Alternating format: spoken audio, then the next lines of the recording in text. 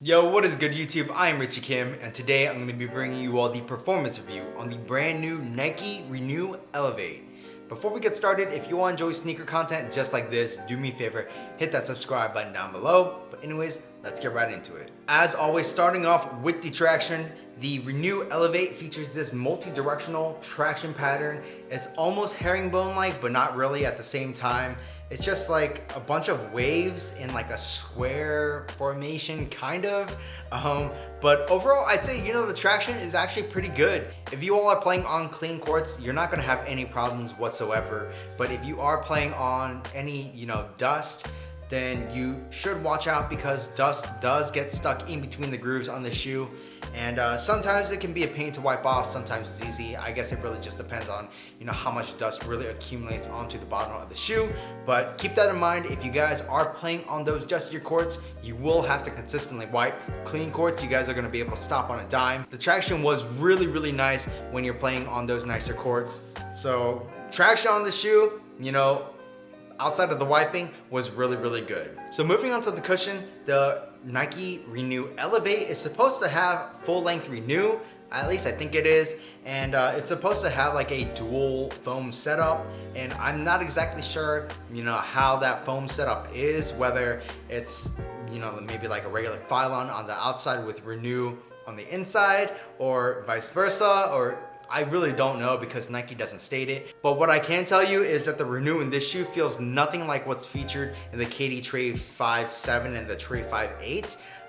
That cushion was really nice. The Renew felt amazing in there. On here, I still wouldn't say it's bad, but it's definitely much more firm, and that's probably just because of this dual foam setup that they opted to go with.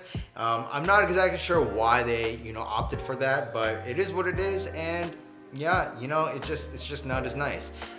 What you're gonna get is that more firm setup, so you're gonna get a lot of core feel and responsiveness with just like very, very, very minimal impact protection in my opinion. I just didn't think, that the Renew would feel this way. I thought it was gonna be super nice, like very kind of bouncy almost, but also have a pretty good amount of impact protection, just like the KD Trey 5, 7, and 8. But in here, it is definitely way more firm. So if you all were expecting Renew like in the KD Trey 5, yeah, it's just not the same. It's way more firm. If you guys want that impact protection, I'd say this has pretty minimal impact protection. But at least you feel very quick and responsive in the shoe, and you definitely get a lot of court feel, so that's good.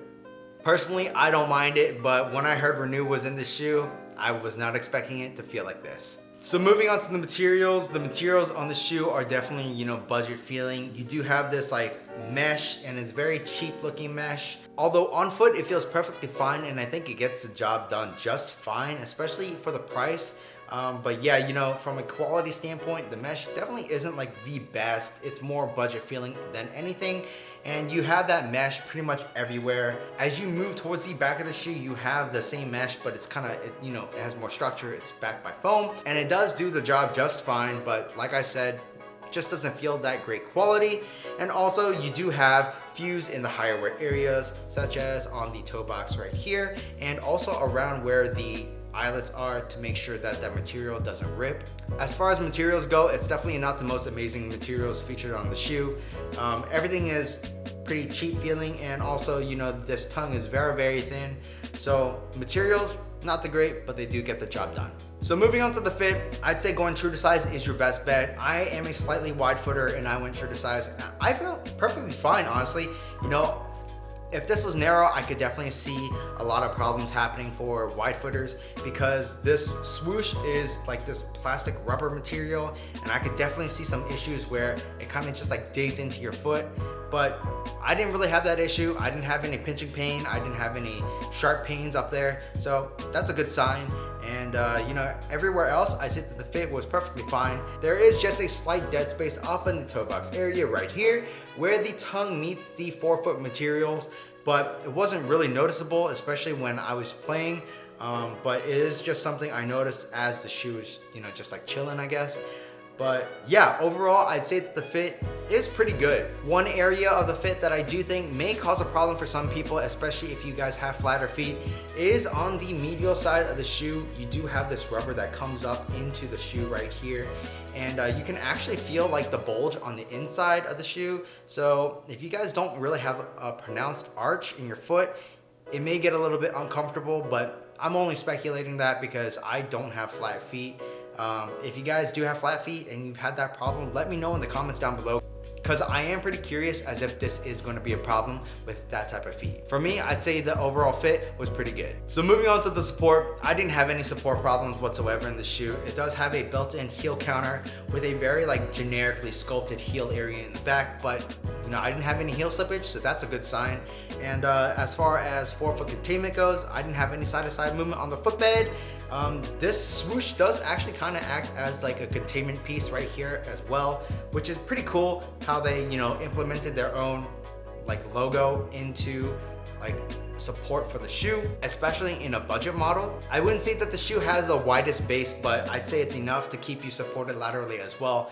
And you know, I didn't have any problems on those cuts and crosses. And like I was mentioning earlier, you do have that rubber that extends up into the midfoot right here, and that same piece also extends up on the lateral side as well, and that really does give the shoe some structure so you don't have any torsional rigidity and stability issues. So overall support in the Renew Elevate was really good. The Nike Renew Elevate retails for 80 bucks, and honestly for that price point I really can't complain. You know, it's definitely not as nice feeling as the KD Tre 5 8, I believe, just because the cushion in that is just way better than the cushion in this.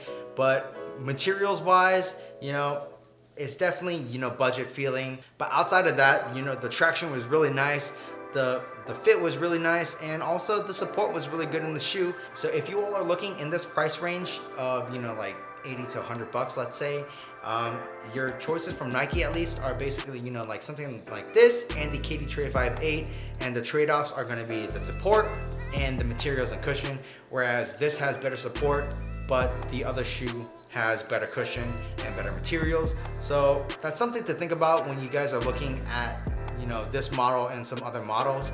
But yeah, if you wanted to pick up this pair and you don't mind having not too much impact protection, I really don't think you'll be disappointed. That's pretty much it for this performance review. If you all like this video, do me a favor, hit that subscribe button down below, and also smash that thumbs up button for me, as it really does help me out. While you guys are at it, check out this video on my left and on my right, and that's pretty much it.